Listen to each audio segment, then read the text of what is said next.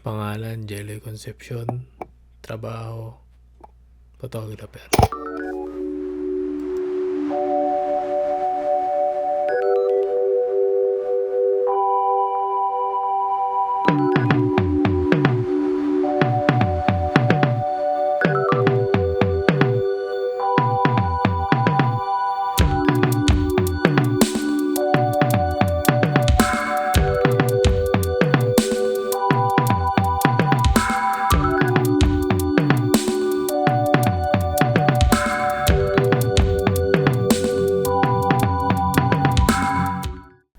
Hello sa inyong lahat, kamusta?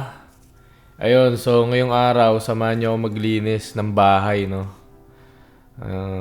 Medyo magulo kasi dahil ako lang nandito kagabi hanggang ngayong umaga. So, imbis na maglinis ako kagabi, nantok na ako. Kaya sa isip ko, pagising ko na lang gagawin lahat. No? Wag na, I'm sure yung iba sa inyo ganyan din. And yun, alam niyo pagka tinatamad ako maglinis, nagpupunta ako sa YouTube, nanonood ako ng mga taong naglilinis, no. Hindi ko alam, parang nahahawa ako eh. So, nahahawa ah. So, ayun, wala na, kaya naisip ko gumawa nito. Wala, baka mapanood nyo, tapos, sipagin din kayo maglinis ng mga bahay nyo. So, ayun lang, kaya magkwentuhan na lang tayo habang naglilinis ako, no. Tara, linis na tayo. Anong oras na eh? Okay, bye. Ayun, so yan, kape at tinapay muna tayo, no? Para may energy. Ayan, mahamog ngayon. Ito yung view sa likod ng bahay namin, no? Tayo natin, natumba eh. So ayun, ang una ko naayos, madalas kama. Kasi wala lang, parang pag inayos mo yung kama mo, parang senyalis din yun na umpisa na yung araw mo eh. Tapos ka na matulog, no? And madalas din, kapag ka naayos mo yung kama mo, pwede mo na siyang patungan, no? Ng mga bagay sa lapag para malinis mo yung floor, no? So, yan. Strategy ko, madalas inuuna ko. Yan, tulog ka muna, pwede. Hindi, biro lang. Ayan na, okay na. So, ito yung sandata ko ngayon, no? Vacuum, walis, tsaka basurahan. So, ito, unahin muna natin yung mga gamit ni Nara, no? Alam mo, pag may anak ka na, masasanay ka na maglinis everyday, no? Actually, sa isang araw nga, mga 2 hanggang 3 beses ka maglilinis. Pero, hindi ko na rin tinotodo na ayos dahil nga, pagdating niya, ilalabas niya ulit yan or kukuha ulit siya ng mga gamit. Yan. Basta pinagsasama-sama ko lang yung mga kailangan na pagsamasamahin. Ayun, tapos magwalis tayo para makuha yung malalaking mga mga kalat na hindi kaya ng vacuum. Ayan, para pag nag-vacuum ka, yung mga maliliit na lang, no. Ito, tapos yung mga damit sa mga upuan, kunin natin, no. I'm sure marami kayong mga damit sa mga upuan. Ayan, linisin natin tong madalas dito rin nagdo-drawing si Nara eh. Ayan, tapos konting walis. Lagi naman kami nagwawalis kaya wala masyadong kailangang walisin. Ayan na, medyo okay na itong bandang living room. Ayan, dito naman tayo sa kusina tsaka sa opisina, no. Ako nga lang tao dito kagabi kaya ang gulo, no. Nakatulog na ako eh. Pero, di bale, lilinisin natin yan. Ito naman, mga crafts na ginagawa ni Nara, no? Parang panglagay sa rep. Hilig siya mag-paint eh. So, ayan, unahin natin yung mga pagkain na hindi ko natapon. Lagay muna natin sa basurahan ng yung mga biodegradable, no? Yung mga nabubulok. So, dyan natin lagay. Mahigpit tong Berkeley sa sa ganyan eh. Halimbawa, itong plastic, iba rin yung tapunan yan. Yung mga recyclable. So, ayun. Ngayon naman, yung mga nakalabas na gamit mula dito, binabalik ko lang, no? Para rin minus na sa kalat sa ano, sa labas. Ayan, ngayon naman, ito paborito ko gawin, no? Baso hunting. I'm sure marami yan sa bahay nyo, sa mga kung saan-saan may baso ng kape or tubig. Ito naman, linisin natin tong, ano ba tawag dito? Pantry or ano? Sa mga lagayan namin ng mga pagkain na yung bang mahahatak mo lang. Ayan, kain muna bago itapon. Ayan, inayos ko lang naman siya para maayos tignan. And ayan, patapos na yung buwan, so yung stocks konti na lang, no? Kailangan na mag-grocery. Yeah. So siguro grocery kami bukas. Chinarge ko muna tong vacuum kasi nalohobat eh. Ayan, ngayon naman sa lamesa, yung mga or yung mga top, tanggalin lang natin lahat ng mga pwedeng walisin, no? Para lahat papunta sa lapag. Yan, nice ko rin tong desk ko. Palagi magulo. Yan, sama-sama lang naman yung mga kable. Tapos yung mga gamit, itong mga mahahalaga, pagsama-samahin. Yan lang ako maglinis, no? Basta sama-sama lahat para madali mo ring makita kapag nagtatrabaho ka. Yan. Camera ko, tapos siyempre wallet, kailangan maayos dyan. Ito gunting, dahil si Nara mahilig maggupit-gupit ng kung ano-ano. Ayan, so lahat ilagay muna natin sa floor, no, para pag nagwalis, di makukuha mo lahat ng kalat. So pinakamahalaga sa araw ko, no, mag-insenso muna para mawala yung mga espiritu, masasamang espiritu, tsaka para mabango, no. Yan. Ayun, tapos punasan lang natin tong ano, mga ibabaw, no. Kasi ito yung madalas na nagkakaroon ng kalat eh. Tsaka germs, no. Ayan, punasan lang natin. Ayan, bukas natin yung bintana para lumabas yung usok, tsaka para pumasok yung ano, yung natural na hangin, no. Kita nyo yung fern ko, oh, lumaki na siya, oh. Yan. Tubig break muna, no? Water break, napagod tayo. Yan. Okay, safe pa. Ayun na, medyo nalilinis ko na. Konti na lang. Yan, walis muna tayo, no? Para kasi magmamap tayo mamaya. So, yan, dapat maayos lahat. Walang mga sasabit sa map, no? Ayan. Madalas nasa ilalim yung mga ano niyan eh. Yung mga dapat walisin eh. So, usog natin yung mga upuan.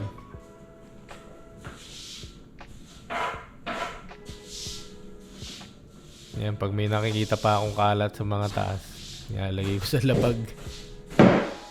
Diba? Masarap din maglinis eh. Diba? Nakaka-relax ng pakiramdam.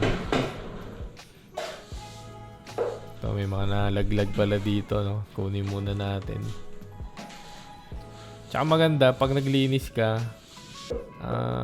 yung pakiramdam mo, light din, no? Parang magaan din, no? Kasi lahat ng nakikita mo maayos, eh. Wala rin namang bahay na kada oras malinis, no? Lahat din yan gumugulo. Lalo na pag may anak ka. Sinisip pa yung anak, eh, no?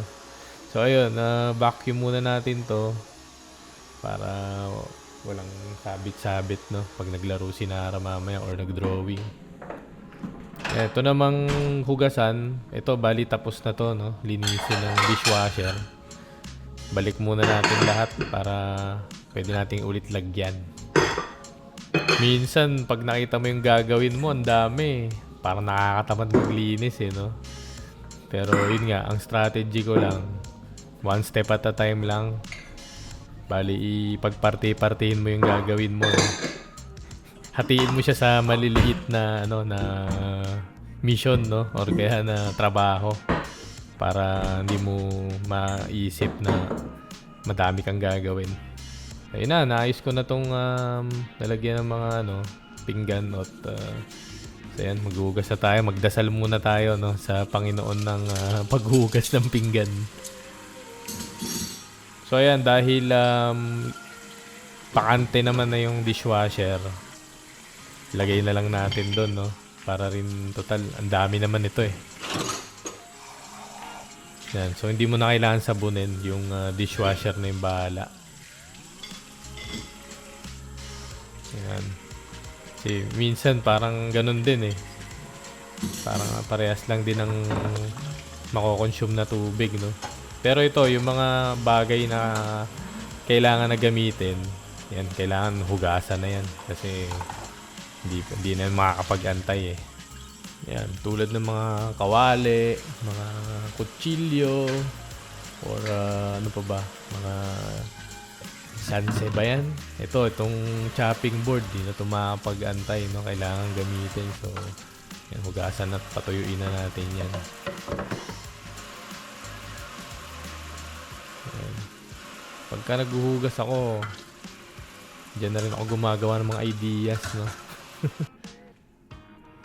Ayan, tapos na. So, yun, punasan na lang natin yung lababo, no? Siyempre. Dapat pati yung loob, punasan din natin yan. Kasi, hindi mag-build up ang mga mikrobyo, no? Ayan na. So, ito nga, dahil hindi naman siya super dami, hindi ko muna iraran, no? Kapag na lang, pagka nadagdagan na. So, ayan, ngayon naman, maglalampaso tayo, no? First time ko gagamit ng ganitong map, no? Ang galing, no? Nalalak pala yung na yan, yung interchangeable na mga na-wipe sa... So, ayan, gamitan ko ng panglinis ng kahoy, no? Dahil ng kahoy itong lapag natin. Ayan. Actually, mas favorite ko pa rin magwalis kaysa mag-map. Pero okay na rin naman mag-map, parang lang siya, mas mahirap lang iwasan yung mga sahig na map mo na, no? Kasi basa eh. Pero, yeah, malay mo, mahalin ko rin sa dulo tong pagmamap. Pero sa ngayon, mas favorite ko yung pagwawalis.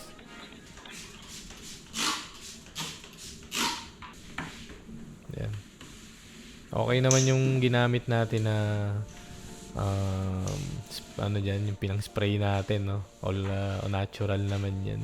So ngayon, ito, map tayo sa bandang sala. Kung mapapansin nyo, wala pa kaming sopa, no? Dahil may pinag-iipunan kaming gusto namin na sopa. Ayaw din naman namin bumili ng basta-basta lang kasi pag may gusto ka na nabilin, ang hirap naman i-dispose nung nabili mo. So ayan na. Parang nakalinis na ako, no? Feeling ko naman nagawa ko ng maayos. Ayan, bali antayin na lang natin na matuyo yung lapag. Ayan, ngayon naman handa ko tong basura, no? Tatapon na natin. So ito, trash to, no? Bali ito yung mga kalat na hindi recyclable, tsaka hindi rin nabubulok. Hindi rin compostable. So yan, syempre palitan mo yung plastic, no? Pagka nagtapon ka. Ito naman yung mga nabubulok, dadaling ko na yung buong container sa baba kasi mo yun, baka may basa na part, baka tumulo eh. So yan na, tara, tapon tayong basura. Oh, dito pa si Moxie, no? Ang pusa ng kapitbahay namin, no? Lagi siyang nandyan madalas kasi siguro gusto niyang pumasok. Ayan, tapon na natin yung basura. Ayan, no? Dami nga. So yun yung mga nabubulok, tapon na natin. Ayun na, ayusin ko na lang tong namin, lagay ng tsinelas tsaka sapatos, no? Para organize. Kulit ni Moxie, no? Cute. Madalas naman nasa loob ng bahay yan eh, pero siguro next time na lang kasi ang daming pusa, oh. Mga display to ng birthday ni Nara. Hindi ko na tinanggal kasi cute naman eh. So yun, tapos na ako maglinis. Ngayon naman, sindi na lang tayo nitong ano no, scented candle para maset ang mood sa buong kwarto no. Yan. So yun, tapos na no. Sarap magtrabaho kapag malinisan lahat, di ba? Ayun, so tapos na tayo maglinis no. Ngayon, sana nag-enjoy kayo doon or sana nakapaglinis kayo habang nanonood. Yun ang mahalaga. Nakapaglinis ako. Yun ang pinakamahalaga, no? Natapos ko yung agenda ko dito bago dumating si Bea at si Nara. So, yan, pwede na ako magtrabaho ngayon. Tsaka, yun, mag-iisip na lang ako kung anong tanghalian ko. So, ayun lang. Kita-kita tayo ulit sa susunod, no? Bala kong susunod na vlog ay about sa basic photography, no? Kasi nga, hindi ko alam kung iba-iba yung yung kaalaman ng mga nanonood dito no sa photography. Merong mga mag-uumpisa pa lang, merong mga advanced na. So tingnan natin, yun muna no, basic muna. So yun lang, kwentuhan nyo ako sa comments kung ano mga technique nyo kung paano maglinis or kung may mga napansin kayong maling ginawa ko or tama. Kwentuhan nyo lang ako. So, ayun, kita-kits tayo ulit. Bye!